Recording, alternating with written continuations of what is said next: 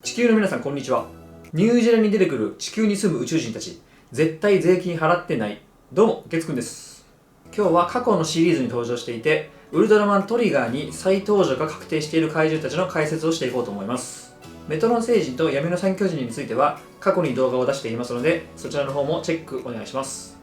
怪獣たちのこれまでの歴史を知っておくと、ウルトラマントリガーをより一層楽しめると思いますので、ぜひ最後まで見ていってください。チャンネル登録をしてくれたらガタノゾアの酒蒸しをご馳走します。はい、それではまず最初は深海怪獣グビラ。ニュージーネ作品にも数多く出ているので知っている人も多い怪獣ですが、もともとは初代ウルトラマンの24話海底怪獣基地に登場した怪獣で、人間が作った海底にある施設を攻撃してしまってウルトラマンに倒されてしまうんですけど、安崎降臨、ウルトラスラッシュですねを跳ね返して地味にウルトラマン相手に食い下がってます。もともと初代の怪獣の中ではかなり地味な部類だったんですけど、ニュージーネ作品に数多く出演したことによって人気怪獣の仲間入りを果たしていて、何が起こるかわからないなぁとおじさんしみじみ時代を感じております。ちゃんとがっつり再登場したのはウルトラマンサーガで、ウルトラマンコスモスのフルムーンレクトを受けておとなしくなっていたシーンが印象的ですね。コスモスさん、そんなことしたらがっつり倒したマン兄さんこと初代ウルトラマンがまるで悪者みたいじゃないですか。その後はウルトラマン X にもウルトラマンオーブにもウルトラマンジーノにもウルトラマンルーブにも出てきます。いや、出すぎ。レギュラーやないかい。しかも毎回可愛い怪獣みたいな扱いなんで、初代を見返した時にがっつり爆殺している初代ウルトラマンが鬼に見える時があります。ウルトラマントリガーにはオカグビラといってアッシュみたいな感じで出てくるんですけど、そのうち空グビラとか言って羽が生えてもおかしくなさそうですね。続いては吸血怪獣ギマイラ。ウルトラマン80の17話と18話、魔の怪獣自前飛べ前編後編に登場した怪獣です。処理するのに2話かかっているだけあって、かなりの強キャラとして出てきます。全身から出す霧を吸い込んだ生物を操るという人類にとっては地獄みたいな能力を持っています。しかも生物を怪獣化させるという能力も持っているので超厄介です。怪獣になりたいという夢をお持ちの方はギマイラにお願いしましょう。シンプルにパワーもあるので80もかなり苦戦していました。それ以降はウルトラマンタイガの11話12話に登場して中ボス的な役割を担っていました。タイガに出てきた個体は生物を怪獣化する能力は使っていませんでしたし、微妙に能力も違っていたんですけど、戦闘力の高さは相変わらずで接近戦では終始タイガを圧倒していました。ウルトラギャラクシーファイト大いなる陰謀にもアブソリュート・タルタルスの射程と化したレイバードスの能力によって蘇生して再登場していました。ちなみに映像化はされていませんが、ウルトラマンオーブもギマイラと戦ったことがあります。いずれのウルトラ戦士もかなり苦戦した怪獣ですので、トリガーもだいぶ苦戦すると思います。トリガーに出てくる個体がどこまでの能力を持っているかも注目して見ていきたいですね。続いては超古代怪獣ゴルザ、超古代竜メルバ。ウルトラマンティガの1話怪獣です。じゃん。厳密に言えばこの2体が出るというよりかは、この2体が合体した怪獣であるゴルバーという怪獣が出る予定です。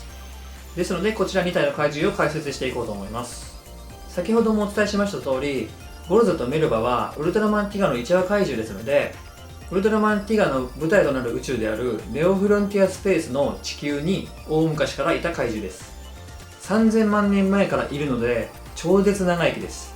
ウルトラマンティガの時はゴルザがモンゴル平原に、メルバがイースター島に出現しました。歴代屈指の人気作であるウルトラマンティガの1話怪獣なだけあって、平成怪獣の中で知名度は高いです。特にゴルザは複数回登場したり、ティガの続編であるダイナにも登場したりと、メルバよりも若干優遇され気味です。ゴルザは怪獣らしい王道なデザインで、地中に住んでいて体が頑丈でフィジカルが強めです。登場するたびに強くなっていて、18話に登場したゴルザの強化体は普通のゴルザよりもかなり強くなっていて、光線を吸収する能力を身につけたり怪力にも磨きがかかっていました。その後ウルトラマンダイナに登場したゴルザ2はさらに強くなっていて、以前公開したウルトラマンダイナ最強怪獣ランキングトップ10には惜しくもランクインできなかったんですけど、最後の最後までランクインを僕の脳内で争っていました。光線を吸収するだけじゃなくて打ち返す能力も身につけていて、フィジカルもさらに強くなっています。しかもめちゃめちゃ小顔になってモデル体型になっています。あとはニュージーネ作品の中でファイブキングという合体怪獣のパーツにたびたびなっています。ウルトラマン Z の世界にも生息していたことは判明しているんですが、モンゴル平原に出現したこと以外は詳細は不明です。トリガーに出てくるゴルバーにどこまでの能力が備わっているか楽しみですね。一方のメルバはゴルザに比べて再登場の機会に恵まれていなくて、ウルトラマン銀河 S でのスパークドールズですとか、ウルトラマンオーブでの怪獣カードですとか、ウルトラマン Z では細胞のみの登場にとどまっています。でも見た目がかっこいいので人気面ではゴルザに負けていません。トリガーでワンチャンゴルバーとしただけではなくてメルバ単体で再登場ないかなと密かに期待しています。最後はウルトラマンティガの6話、セカンドコンタクトに登場した変形怪獣ガゾート。ティガを代表する怪獣の一体で、電離層に住むクリッターという生物が電磁波の影響を受けて誕生した怪獣です。トリガーに出る出ない関係なく、この怪獣が絡んだ回は見応えがある回ですので、見る手段がある方はぜひ見ておいてほしい怪獣です。もともとクリッター自体が共食い上等、食べ物イコール仲間みたいな感じの生き物なんで、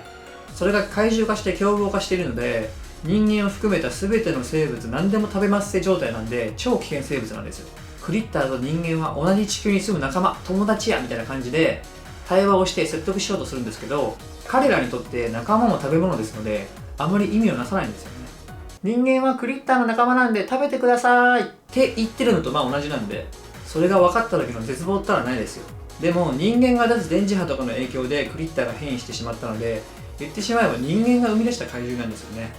ウルトラマンティガではその辺の葛藤ですとか防衛チームのみんなの人間味ですとか見どころがいっぱいあったんですけど、ウルトラマントリガーでもそれに負けないぐらいの展開を期待したいですね。28話でクリッターたちは地球を離れるんですけど、ウルトラマントリガーに出てくる画像とが宇宙をさまよってトリガーの宇宙にたどり着いたクリッターなのか、全く別のクリッターなのか、そもそもクリッターではないのか、どういう設定で登場するのか非常に楽しみで、食事も友達しか喉を通らない状態です。ちなみに画像とは見た目も設定も怖いですけど、声だけはちょっと可愛いです。はい、いかがだったでしょうか。ここまで見ていただいて本当にありがとうございます。ざっくりですがウルトラマントリガーに再登場が確定している怪獣たちを紹介させていただきました。これらの情報がウルトラマントリガーを見る際のスパイスに少しでもなればいいかなと思います。過去作ではこうだったけどトリガーではこうなんだとか、過去とつながってるとかつながってないとか、いろいろ楽しみですよね。こんな感じで解説動画とかランキング動画とかどんどん公開していきますので、もしよろしければチャンネル登録をして僕と友達になってください。それではまた次の動画で。さよなら。